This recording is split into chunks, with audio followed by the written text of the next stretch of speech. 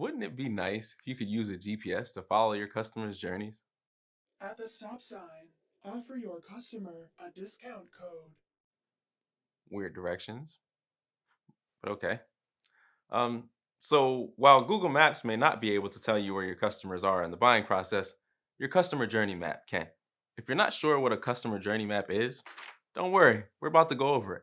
Before we do, though, make sure to subscribe to our YouTube channel for more helpful marketing content. Now let's get into it. A customer journey map is a visual representation of the buyer's journey, like how a regular map is a visual representation of a geographical area.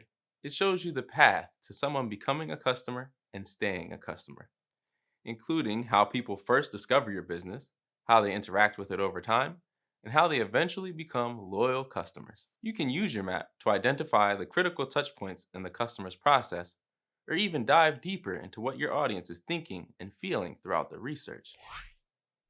Why bother with customer journey mapping? I mean, I'm sure you have a lot of stuff to do already.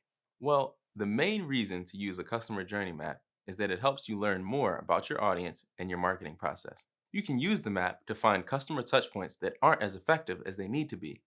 You can see where in the customer journey you tend to lose the most leads. Now, sticking with the map example, because I printed this map and I'm determined to use it. It's like planning a route for your road trip in advance. If you just rely on the GPS and don't have an outline of your whole journey, you risk losing direction when reception gets a little spotty. No one wants to get lost on a road trip or in your marketing efforts. So, paired with insights into your customer's thought process and actions, your customer journey map ensures you have enough data to make informed marketing decisions. Learning all of these things allows you to then go in and re optimize those weak touch points to keep leads around longer and drive more conversions.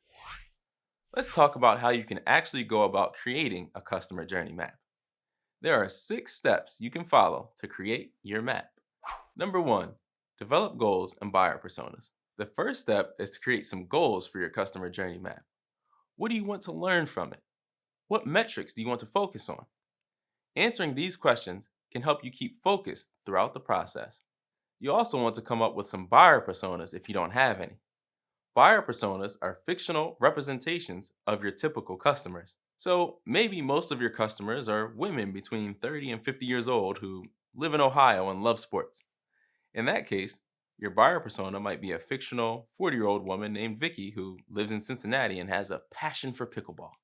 Depending on your company, you might only need a few buyer personas to represent your audience, or you might need quite a few. You want to make sure that you have enough to represent the majority of the people who buy from you. Buyer personas are a good marketing tool in general, but they're especially important for customer journey mapping. Number 2, learn more about your customer's journey. You can't create a map out of thin air, although that would be neat.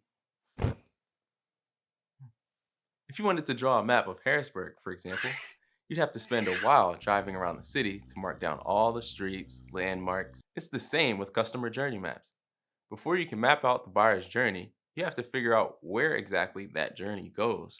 That means you need to poll your customers to find out the different steps they took on their journey. You can ask how someone discovered your business, whether they've ever sought out customer support, or maybe what made them become a customer. These questions will help you paint a picture of the steps people take to become customers. Number 3, identify your target personas. After you finish your research, you'll need to pick a persona or personas to map for. After all, different buyer personas represent different groups, and different groups have different experiences. So you don't want to try to create a single map for all your personas at once. That's like trying to make an extremely detailed map of the whole state of Pennsylvania on your own.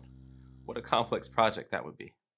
Maybe there's just a particular buyer persona you're interested in looking at. Or maybe you want to go big and create a separate map for each persona you have. That's your call, but whatever it is, you need to figure out how you're handling your personas. For example, maybe you've noticed a decline in sales for 2 specific segments of your audience. In that case, you may want to prioritize customer journey maps for each of those buyer personas before you start working on the rest. Number 4, list customer journey touchpoints. Now it's time to actually start drawing up your map. To do that, you want to identify the most important customer touchpoints. You can figure that out by going back to step 2, where you polled your customers to learn more about the major steps in their buyer journeys. Rewind if you need to. I'll be here when you're ready. Looking at all the data you got from your customers, you can figure out which touchpoints tend to be the most prevalent and thus most important. A touchpoint can include blog posts, social media content, paid ads, online chatbots, and more.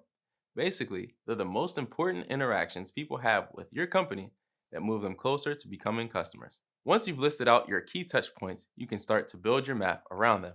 In addition to customer touchpoints, be sure to include different stages of the buyer's journey.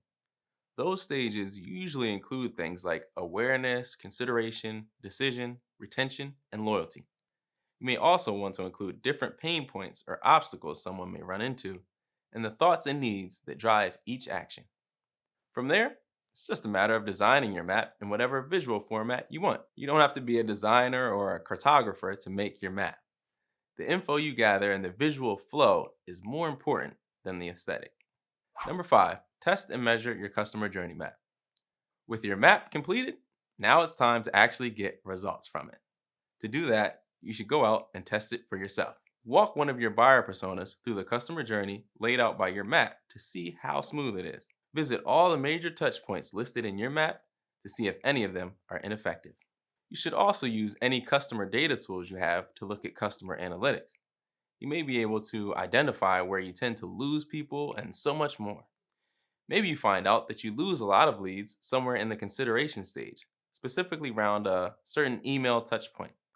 That tells you that you should probably re optimize that particular email campaign in some way, unless you want to hurt your business, which I hope you don't. Number 6, re optimize based on your findings. Once you've spent some time analyzing your customer journey map, the only thing left to do is adjust your marketing and sales strategies based on what you've learned. So, if you find out that a particular step in the process is broken, you can re optimize that touch point to work better. And if you find out that a different touch point is actually really crucial for getting people to become customers, you can put a special emphasis on that touch point in the future. Well, there you go. That's how you create a customer journey map. Hey, weird GPS voice. Got anything else to add to that? In 500 feet, make sure to subscribe to our YouTube channel and our email newsletter, Revenue Weekly. That's a good one. Thanks for watching, and I'll see you next time.